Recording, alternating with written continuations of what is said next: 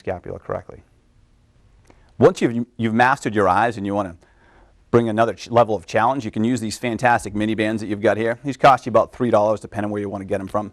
Here's a shameless plug for Perform Better in Cranston, Rhode Island.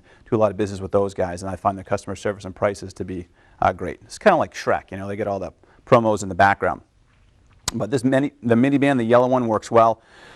The yellow for their brands that they carry is the lightest resistance. Then it's going to go green and then blue and then black.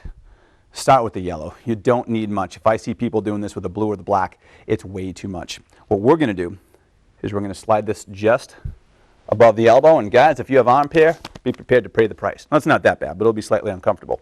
So this is going to challenge us a little bit differently because we have to create a little bit of abduction with the humerus. So at the glenohumeral joint, we're getting some abduction while we're challenging that serratus anterior to keep the scapula protracted into the spine.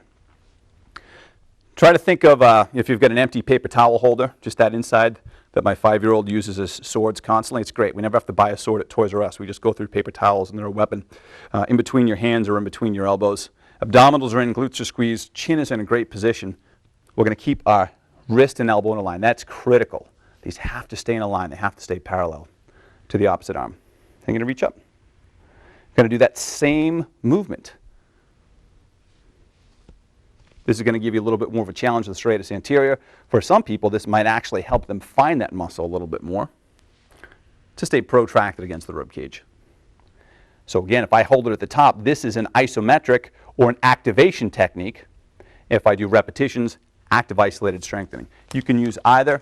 Inexpensive, portable, very light, fits in a bag well, and that's the next level of eyes. Feel free to do any of these techniques against the wall as well.